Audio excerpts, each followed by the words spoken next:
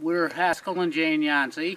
The two of us and our son Tim own and operate the Yancey Sugarbush, which has been in the family since 1844. Same woods has been tapped all these years, except possibly 1 year in the Civil War. It's been in the family. I'm the fourth generation, and Tim would be the fifth generation. Been a very traditional operation through the years, utilizing horses and buckets. Buckets are kind of on the way out in terms of the industry, so we do have some on tubing and whatnot too. In fact, the majority of the taps are now on tubing. We still utilize horses and buckets as much as we can. I guess we do it because we like to do it, but we do have to make a living, is what I tell people. It's one of those things you look forward to. It's kind of the first crop of the year. Something that you look forward to, but you're kind of glad when the season's done too. It's hard on everybody, but that's part of the challenge, I guess.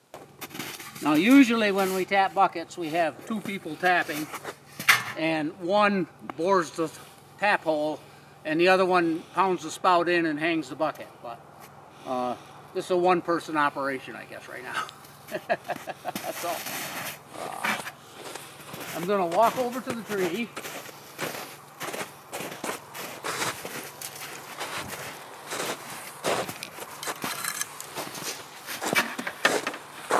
Then I've got to find a good place to tap it.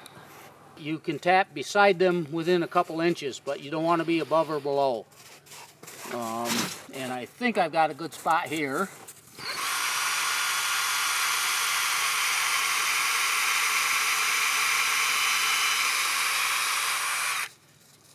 And I got nice white wood, so it's a good tap.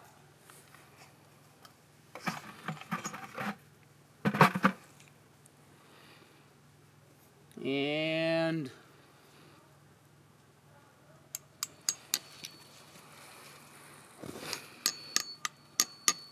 now you pound the spout in snug, but not like a nail. See there, the sound changed just a little bit, so that means it's tight enough and it's warm enough and whatnot, and it's a good enough tap that it's starting to drip already. And that is a reasonably good drip right there in terms of amount and speed. And those of us that have buckets love that sound, the drops hitting the bottom of the bucket. In the 50s and 60s, you'd have to have a hard freeze the night before for it to run. And when you're talking maybe 40, then if you get down to like 25 would be kind of more an ideal temperature spread.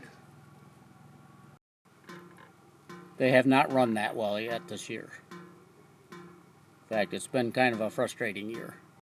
What we tap is mostly hard. They're called hard or sugar maple. They are the sweeter of the two maples that are generally tapped. Soft maples, we have some, not as many. We do not put as many taps in a tree as a lot of people. Our woods has been tapped a long time. The trees have been selected for ever since day one, really. One of my ancestors, if you cut a maple of any size, would chase you down the road, I think.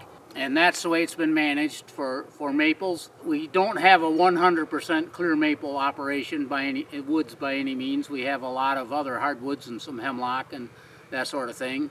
Foresters and people are saying now it's better not to have a one species woods anyway, and ours is not.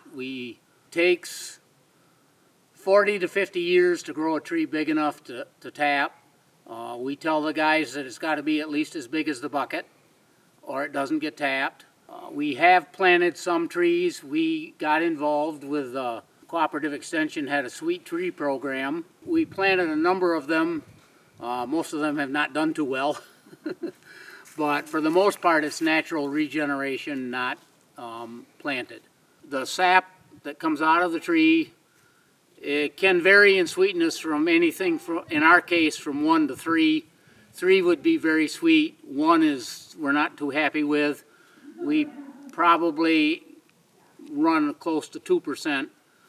Syrup is essentially 66% sugar, so it takes a lot of evaporation to make syrup in the boiling operation, which after the sap is collected, either from tubing tanks or from buckets by people carrying 5-gallon pails, and in our case dumping in a gathering tank on a wagon most of the time, pulled by horses most of the time. That she gonna ride on the wagon. You're gonna ride with us? Okay, we're ready to go. It's a little bit of a rough ride.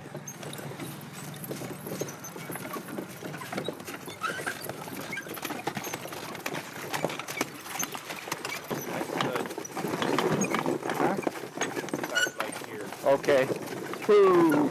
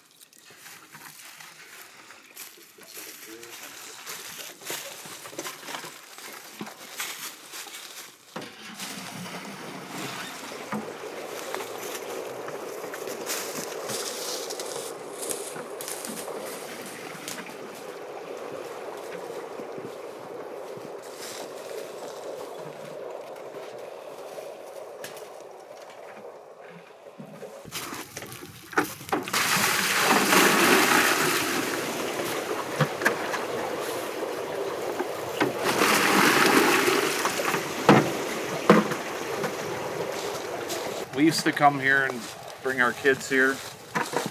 Then our kids come here, and then my daughter said Haskell needed help one year, so I helped him out a little bit.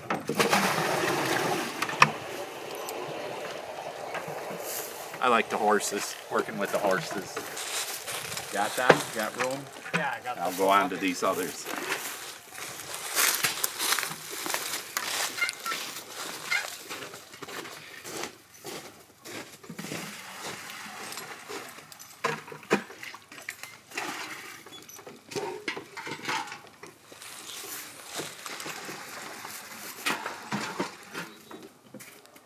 Get up.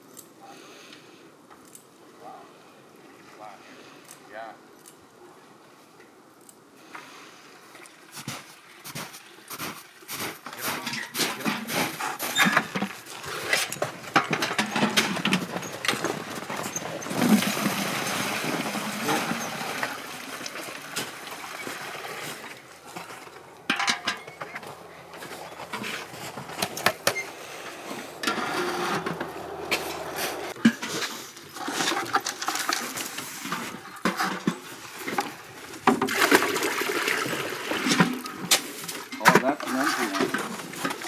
That's half the size. Not bad. It's going to be a little rough here because of the full load on it. It pulls harder, and they like to when it's pulling heavy. They like to pull fast. They're doing pretty good today on this load. Last load they were racing out of here.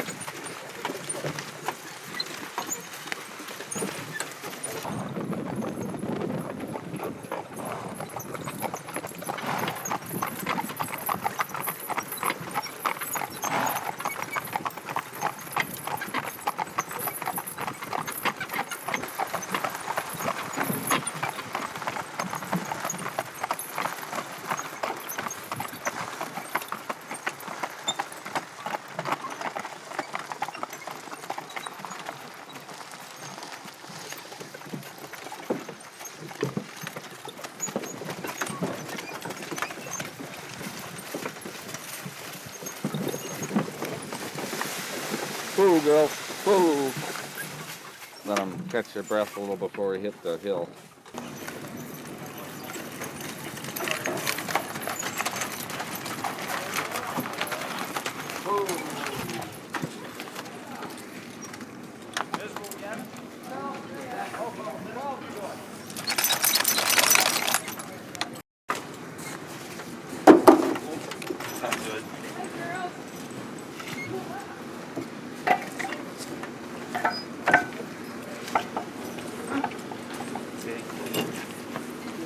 Oh, that chain again. There we go.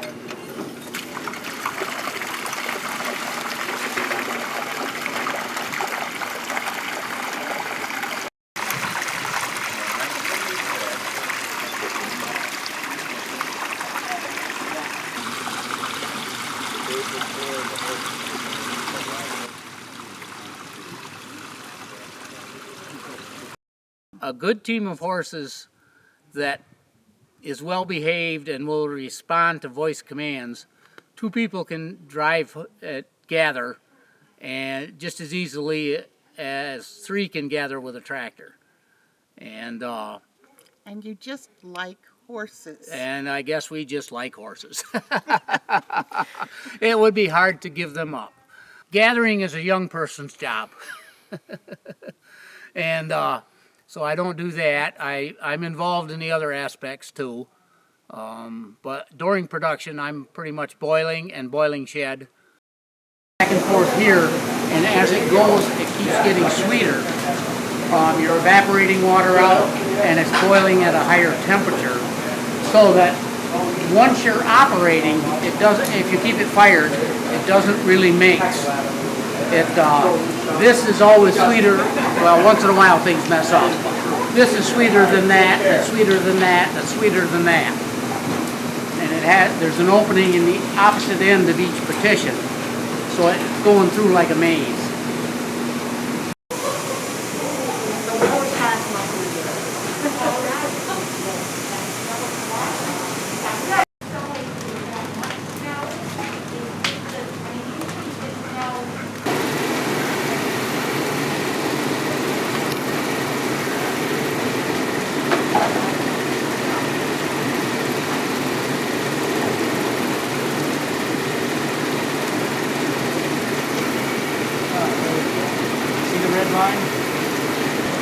That's where I want this to float, right about where the red line is.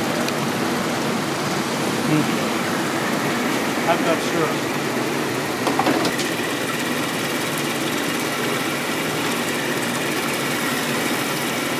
And I always check it in the barrel too.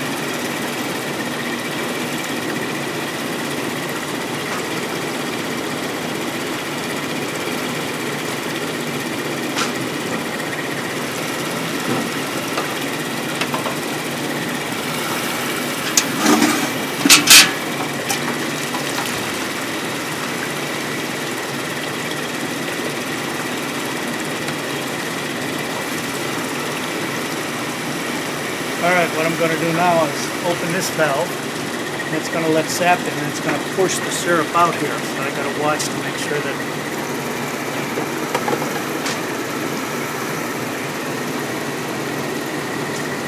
you see the different flow. As soon as it starts flowing fast, that's sap and not syrup. Like right about now.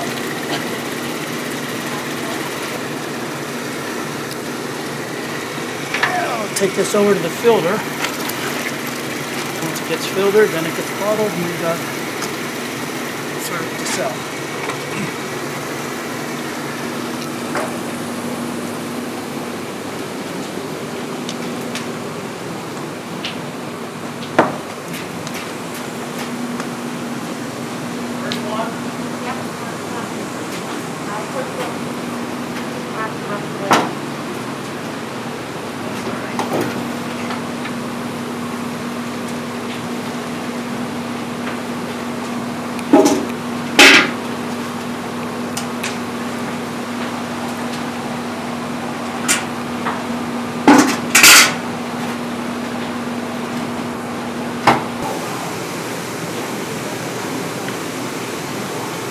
My gloves end up all sugar by the before the end of season.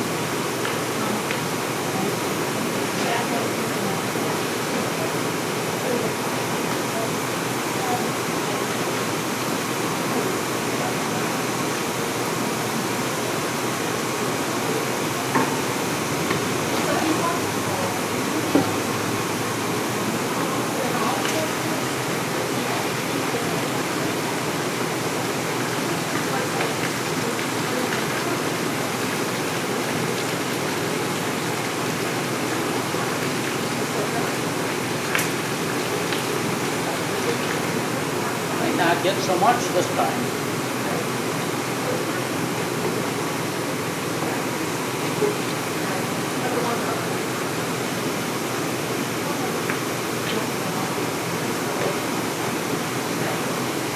There, it's just right. So I stopped just at the right time.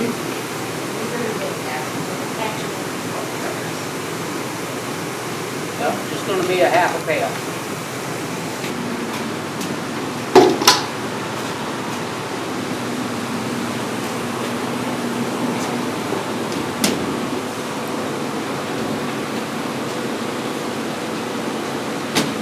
See, that'll make a nice background.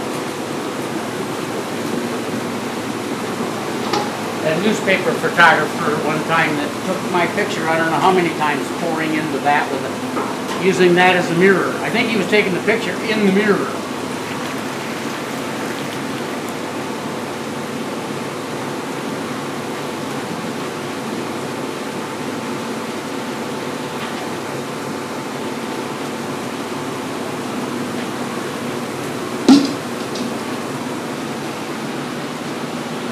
There we go. Put it in on top and it's coming out the bottom.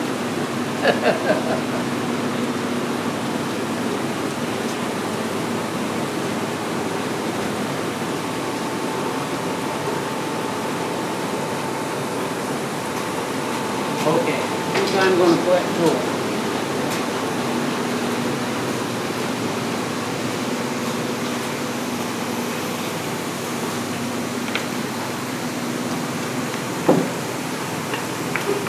Oh.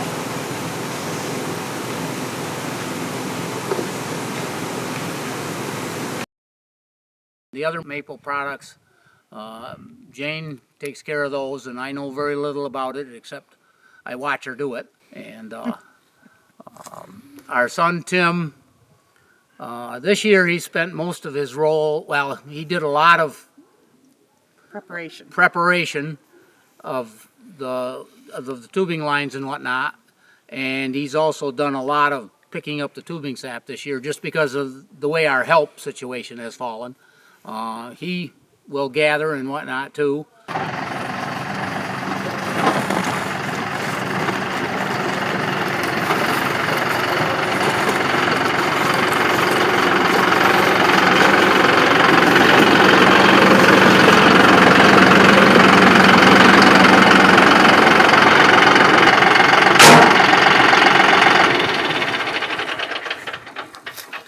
Okay, so basically, the little building we went by that was so noisy, there's a vacuum pump in there. And it is putting out vacuum onto this line right here that comes down into this. This is, it draws vacuum into these lines that are bringing the sap into the releaser here. And it fills one canister or the other until it reaches a certain point, and then it knocks that lever, and then out it comes. And then it's filling the other canister while that one is releasing and draining out, if that makes sense. So now basically all we're going to do is just take what's in the tanks here and pump it into our tank on the trailer and take it back. So that's the general idea. If everything works. That's all is the other question. But, let's get that there.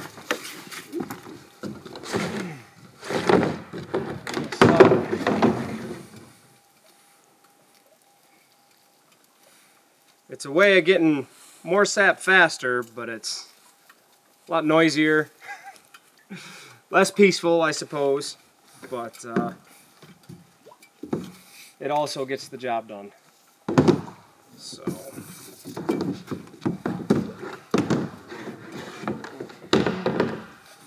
that, prime this pump.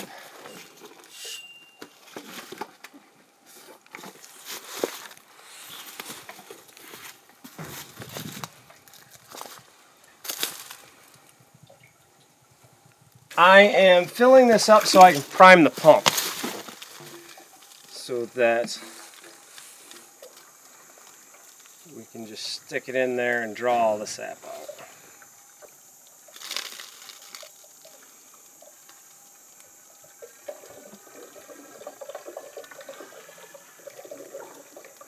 That should be adequate. I'll set that there. Get this to the far one. And start up our pump. Choke.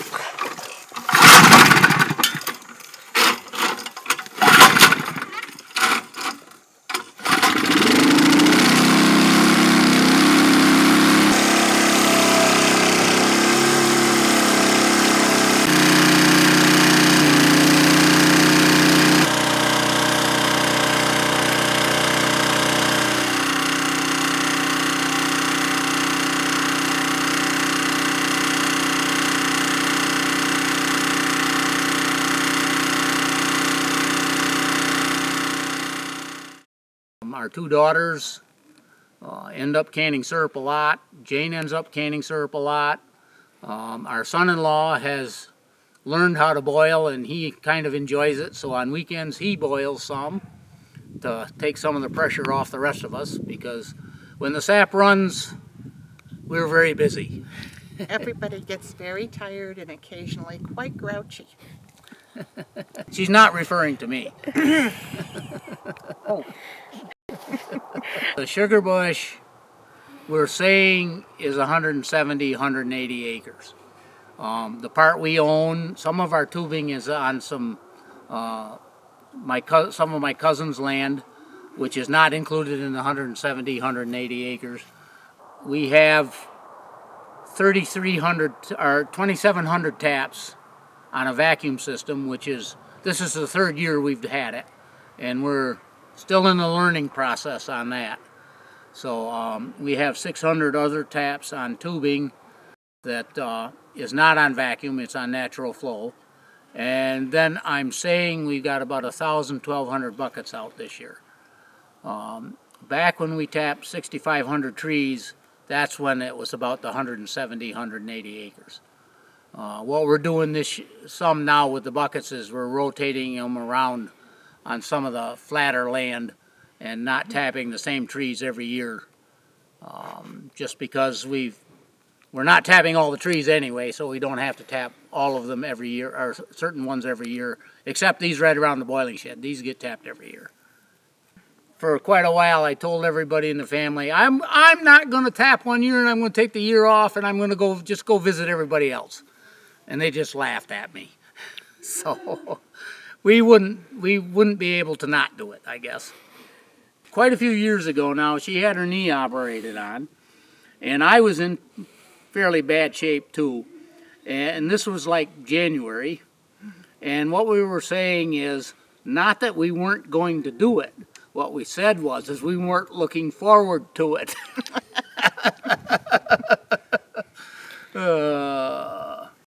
It's golden with delicate taste, and that's all part of the trade name. And then amber is the second one with a rich taste, and then dark with a robust taste, and very dark with a strong taste. And for it to be any one of these grades, it has to be that color or lighter. And if it's lighter than the next grade, then it's the next grade. But because you get sometimes something that's very close to a lighter grade, but not quite, kind of thing. The grades are an attempt by the maple industry to get consistent grades throughout all of the states that produce maple syrup, and also Canada. So they had to pick names that would translate well into French for the Quebec people. Okay, so they had trouble picking names that would work. But that's basically the color scheme now. The poster may be faded a little bit, so that would not, but we have actual grading kits where you take a sample of the syrup, put it next to the appropriate grade color, and determine whether it makes it or doesn't make it. How you use this is you would put a sample of the syrup in this container, place this down inside the vat, and you look in this light and compare it to the colors that are on the lens inside that are the different grades. Right now it happens to be on amber, so up to golden or down to dark. If it's darker than the dark one, then it is a very dark. The lighter color you tend to make earlier in the season, and as the season progresses, the syrup tends to get darker. Now that's the generalization. Sometimes it'll get lighter during the season, but the tendency is lighter to darker. Old-time maple people want it as light as they can get it, and people that aren't as familiar with whatnot tend to like these have more flavor.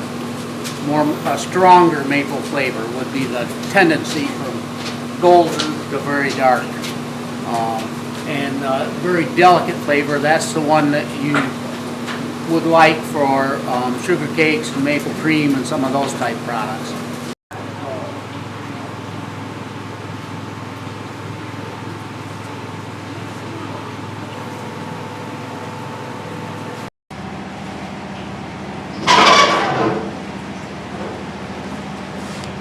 We have a lot of customers from year to year, and we've gotten to know a lot of them by name, some but just by face.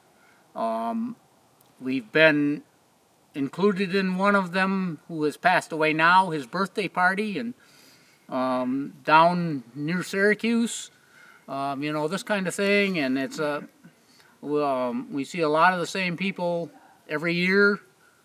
Some people come from a long ways away, some are close by.